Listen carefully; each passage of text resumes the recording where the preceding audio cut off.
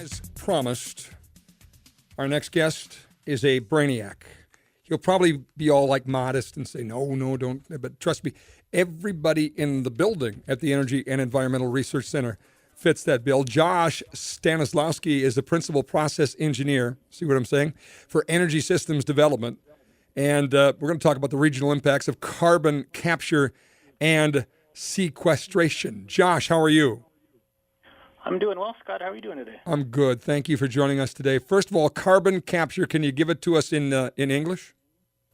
Well, I can certainly try. The idea of carbon capture from our state's coal fleet, we think, is a pretty important concept and topic going forward here, looking at the future of some of our plants. And so we know that the coal-fired power plants, they do emit carbon dioxide, which has been looked at by the EPA as a potential pollutant into our atmosphere. However, in North Dakota, we're starting to look at this CO2 that's being produced actually as a commodity, something that we can actually use to enhance our oil production here in the state of North Dakota. So essentially this is grab this supposedly bad stuff and put it somewhere that it goes away, right? Is that what we're talking about? Yeah. What we're talking about here is implementing a technology on the back end of a coal-fired power plant that's able to capture this CO2, and then grabbing that CO2 and using it, sending it over to some of our state's conventional oil fields, and actually using it to help those oil fields to actually become more productive or to produce more oil for the state. And so the combination of these technologies can really be beneficial for the state. And what we're really trying to do is understand, well, what would that regional impact be for the state of North Dakota? We understand that the lignite industry has a very strong contribution to the state's economy. The way it is now, it supports approximately 4,000 primary jobs and about 11,000 secondary jobs in the state today. And so we can see that obviously continuation of this industry is a very important thing for the state of North Dakota, but then we also see that by adding something like carbon capture to a coal-fired power plant, we can actually see additional job growth and additional strengthening of the economy in the state of North Dakota. So when CO2 goes away, it's good for coal, correct? That is correct.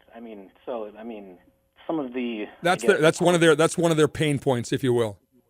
Right. Some of the opponents of the coal industry will say, well, coal produces a significant amount of CO2. And what we're looking at is technologies that can actually take that CO2, permanently sequester it into the oil fields in North Dakota, or even into some of the geologic formations in North Dakota. And by doing so, you prevent that CO2 from being released into the atmosphere. At the same time, you can then use that CO2 as a product that actually helps you to extract more oil from these conventional oil fields in the state as well. So that's pretty significant, especially for North Dakota, with obviously a coal industry that's been around for generations, added to an oil industry that's been around for generations and now booming in a 21st century technology kind of way of technology that will impact both of those industries in a pretty significant way. I mean, is the win how? What jobs? Where do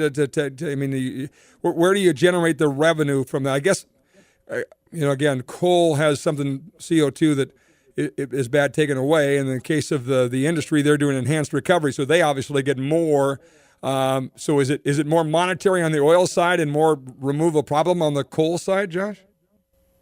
Right. So there's a couple of different ways that I guess each of the industries can benefit. And so very recently, the federal government passed what's known as the Section 45Q tax credits that actually give utilities incentive to either sequester their CO2 in an oil field or in a geologic formation where they can actually achieve some very significant tax credits. And so those 45Q tax laws are really starting to incentivize carbon capture in the state of North Dakota and starting to make the economic picture for why would you construct a large facility to capture the carbon if you don't have any good monetary reason to do it. Well, these Section 45Q tax credits are now giving them a good monetary reason to do it.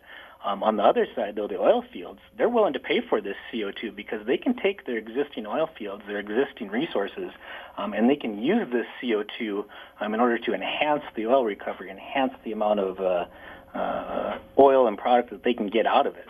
And so the study that we're looking at now is trying to understand, well, if you do all that, there's an economic picture and an economic balance that has to come into play there, but also the simple construction of these plants obviously is going to create jobs in North Dakota, and the production of more barrels of oil in North Dakota is going to create additional tax revenue for the state.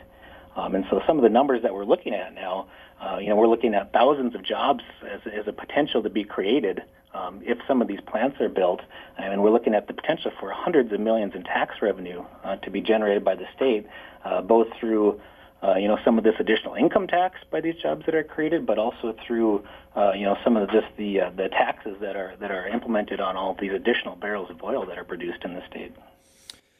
So, final question. If I want to know more about this and really understand it, or I'm in the business, I probably should be at the Lignite Energy Council Fall Conference on October 3rd. Will you be speaking there at all, Josh?